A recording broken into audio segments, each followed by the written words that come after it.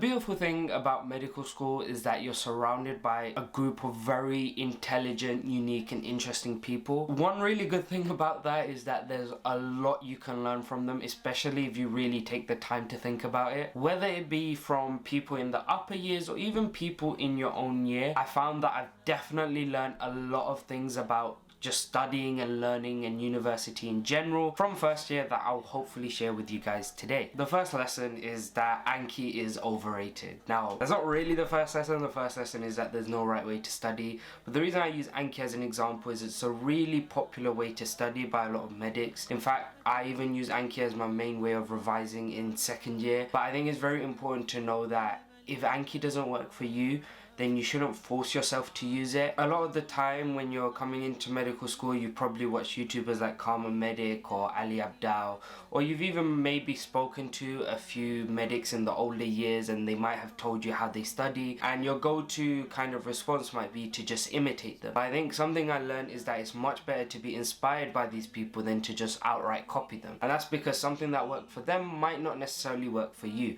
And I wish I understood this concept a lot earlier. I know there's this whole craze of evidence-based study routines and whatnot, but even if something has a lot of scientific backing, if it doesn't work for you, then there's no point of forcing it and trying to make it work. One thing I say to a lot of new medics or a lot of new students is that if you ask 5 of the top students how they revised for an exam and how they studied, you're very likely going to receive 5 very different answers. And the point of that is there is no right way to study. So the next time you're sitting there and you're about to make a bunch of notes on a lecture and you're thinking, oh, you know, this isn't scientifically effective, just ignore that, because if it works for you, keep doing it. Not everything that's branded as ineffective is necessarily ineffective, if that makes sense. Now, lesson number 2 is to just make the most of your study time. This kind of links back to the previous point about finding what works best for you. I know some people who just don't attend lectures and they just watch pre-recorded lectures, and I know some people who have to attend every lecture to really feel like they can understand the content. Regardless of what you do, make sure that you're making the most of your time. So if you're sitting at home and you decide to go through the lectures in your own time, then try and be as focused as you can during those lectures and take in as much information as you can and make it as efficient as possible. Likewise, if you're someone who prefers going into lectures, then try your best to focus during the lectures so that when you walk away, there's less gaps you need to fill in. I think one mistake I made was that I would very passively be present during a lot of my learning. So during any lectures that I attended or any lectures that I watched, I would kind of just be very passively taking everything in and just watching it, and it became like this tick box exercise where I felt like as long as I'd watched the lecture, that was enough. It didn't matter that I wasn't really paying attention or that I wasn't really getting anything out of it. And the same for tutorials. I kind of just sat in them and didn't really do anything beforehand to prepare, and so a lot of it wasn't that useful for me. Whereas in second year, I think definitely something that I've learned from seeing others around me is that it's always best to make the most of every learning opportunity you have. If you're in a lecture, then try your best to listen. If you're about to attend a tutorial, at the very least kind of have a foundational idea of the content, because a lot of the time what I did in first year is I would attend these lectures and tutorials, gain nothing from them, have to go over them again, and then I was essentially doing double the amount of work that I otherwise would have had to do if I had just made the most of my time in the lectures, in the tutorials. Lesson number 3 is to not be afraid to sound silly. Being surrounded by a lot of medical students who are quite able and really smart, there's definitely a lot you can learn from them, but it can be quite intimidating at times. You should never be fooled by the concept that one person knows everything. I can guarantee you, once you're at university, whether it be medical school or any other degree,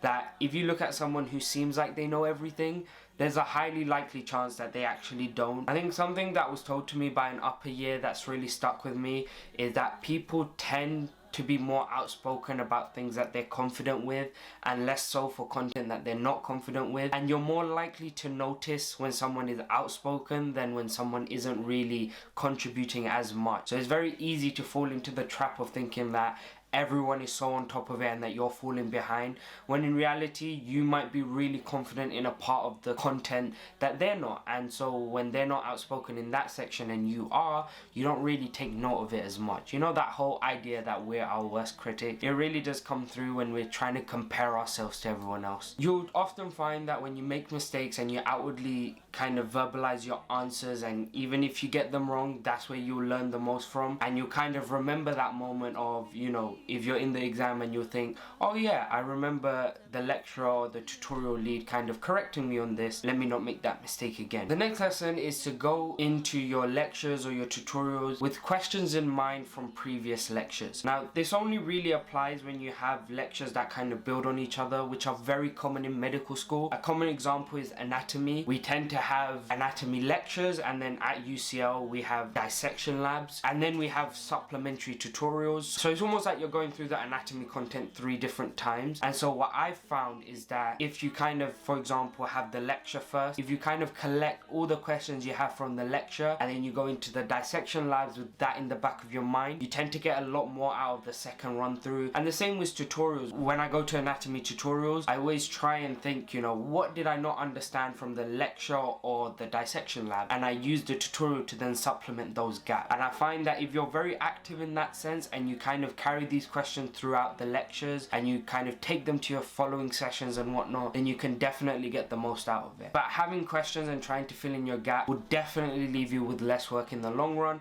especially when exam season comes around and you're thinking about revising the content you're not so confident with. The next lesson is to not be so hung up on falling behind. Even as I'm making this video, I'm not on top of all my content, but it's not the end of the world, and you will naturally fall behind on content. In fact, the common thing I hear is that it's not a case of if you fall behind, it's a case of when.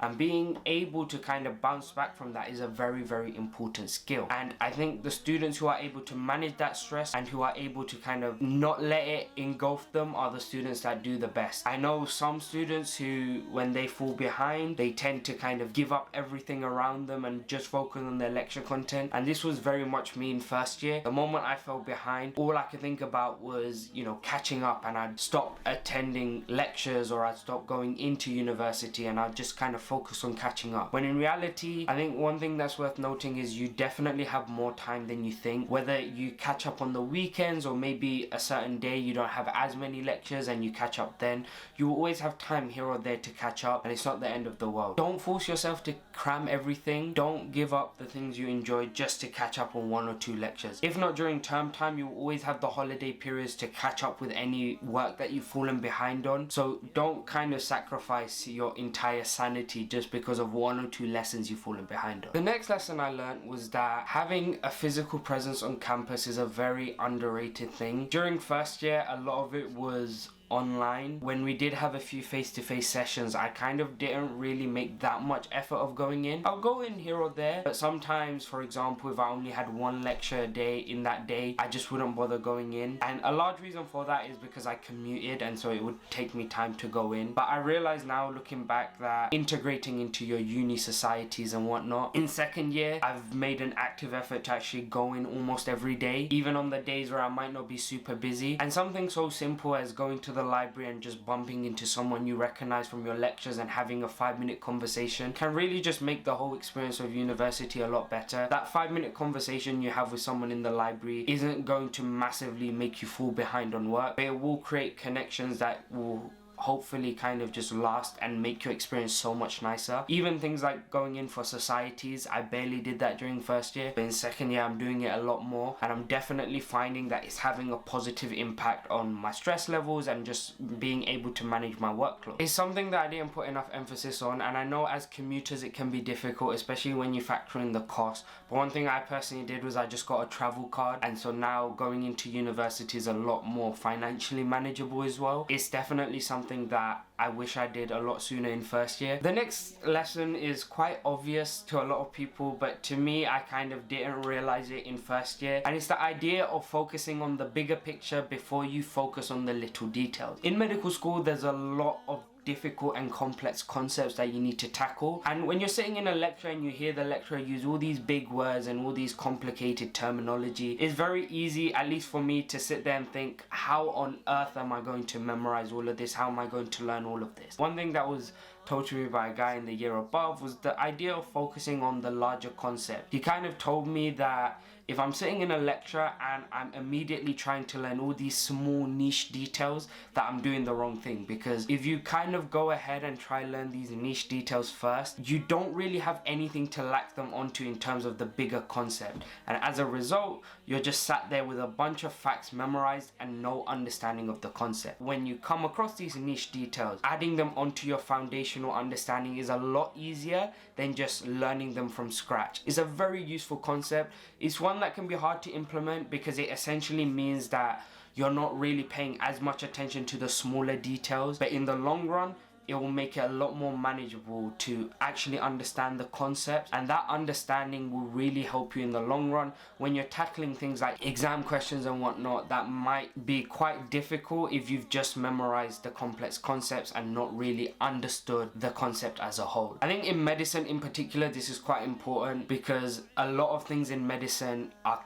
linked together and a lot of things in the human body work together, and so if you have that foundational understanding, then building those links are quite easy. I definitely found that this concept was something that I did actually use in A levels, but for some reason in medical school I just stopped using it, and I think it was definitely because that jump to medical school was quite intimidating and it was hard to know exactly what you had to learn. So the go-to approach in first year for me was to just try and learn everything that the lecturer was telling me, not realizing that this was actually a really counterintuitive method, and it meant I actually had a lot more work to do later on because I just ended up not understanding anything. And those were pretty much all the lessons I learned. Now, if you're curious what a day in my life looks like as a second year medical student at UCL, then definitely check out this vlog over here where I just go through a day in my life, which you might find interesting.